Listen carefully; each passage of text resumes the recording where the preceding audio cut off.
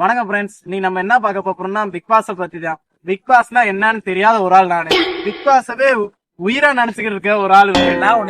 அப்புறம் என்ன சொன்ன பிக் பாஸ்னா என்னன்னு எனக்கு தெரியாது. இதுவே முன்னாடியே சொல்லிக்கிட்டு இருக்கேன். இதெல்லாம் ஒப்புமா வேணாமா? சரி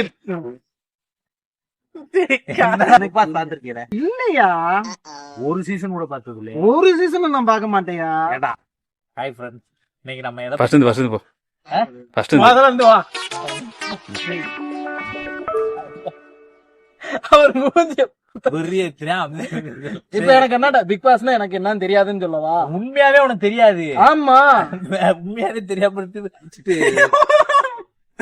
சுருந்து கேட்கலாம் எடுத்துக்கிட்டு முன்னாடி எது இருக்கான்னு பாரியா பண்ணிக்கிட்டு இருக்கேன். பேசாம நீ பெரிய தாரா தெரிய மாட்டேங்குது. ஓட்டையா இருக்கியா?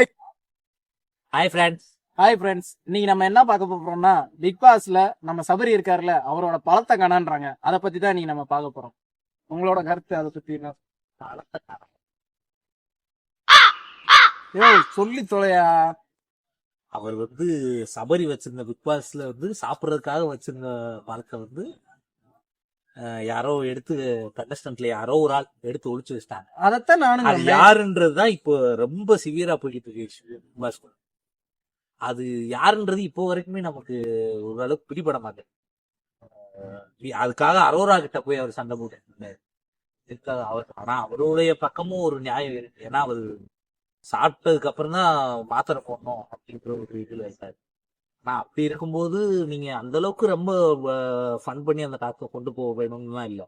சாப்பிடுறதுக்கு அவருக்கு அந்த பழத்தை கொடுத்துட்டு அதுக்கப்புறம் நீங்க உங்களோட டாஸ்கை கண்டினியூ பண்ணலாம். சரி, இப்ப பாத்தீங்கன்னா அவங்க பழத்தை யாரோ காணாமன்னு சொல்றாங்களா, எடுத்துட்டாங்கன்னு நீங்க சொல்ல வரீங்க. அது உங்களோட மைண்ட் தாட் எப்படி இருக்கு? அது யார் எடுத்திருப்பான்னு உங்களோட இது இல்ல. அவர் யாரு எடுத்திருந்தாலுமே அதுக்காக நீங்க அரோரா கிட்ட போய் சண்டை போடுறன்றது தப்பான விஷயம்.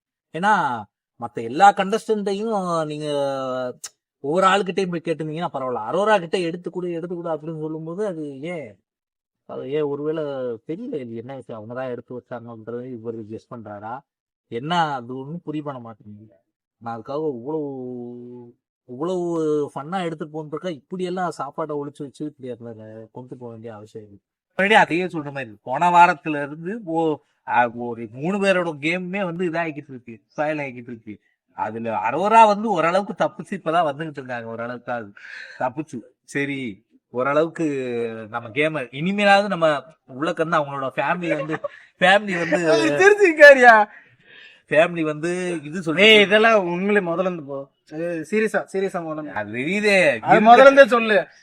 என்னையா வினையா போட்டு கொடுத்துருக்கியா? அது நானும் சிரிச்சிக்க, அவரும் சிரிச்சுக்காரு. நீதான் பேசுறதா பேசிக்க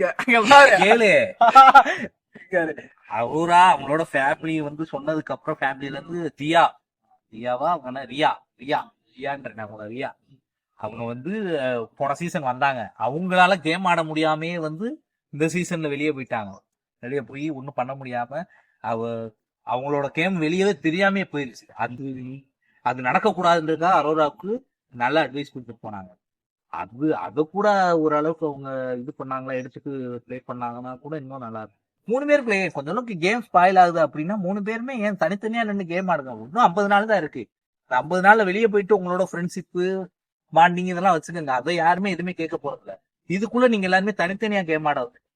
உங்க கேம வெளியே கொண்டு வரணும். ஒவ்வொருத்தரோட கேமே ஒவ்வொருத்தருமே எல்லாருமே கேம் விளாடணும் தான். யாருமே போதும் நான் தெரிய வரல. அதனால கமருதீன் அரோராவா இருக்கேன், விஜய் பரவன் இந்த விஷயம்லாம் கொஞ்சம் தனியா அந்த 50 நாளுக்கு கொஞ்சம் தனியாவே கேம் ஆடுறது நல்லதுன்னு எனக்கு தோணுது.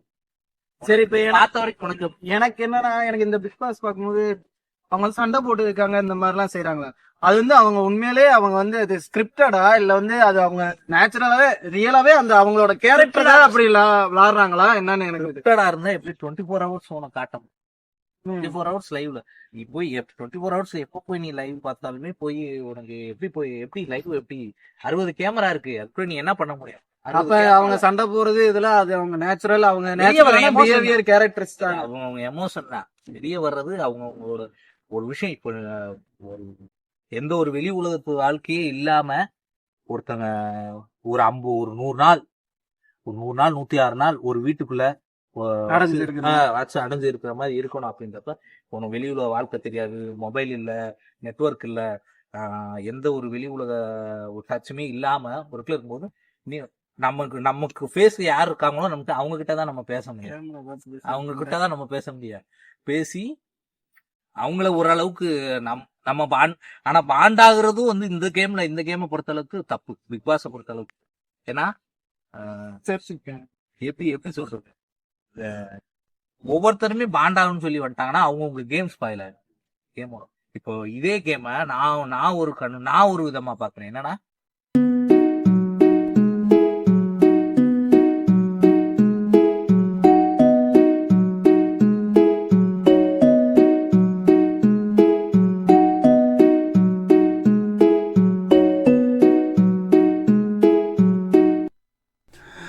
இன்னைக்கு டாபிக் வந்து ஓரளவுக்கு நம்ம டீட்டெயிலாவே நம்ம பார்த்துட்டோம். இவர் தான் நமக்கு கொஞ்சம் எக்ஸ்பிளைன் பண்ணிருக்காரு. நாளைக்கு வரப்போற ப்ரோமோ நெக்ஸ்ட் வீடியோவா நம்ம அதை கன்வே பண்ணி என்ன. Okay friends, bye. Next video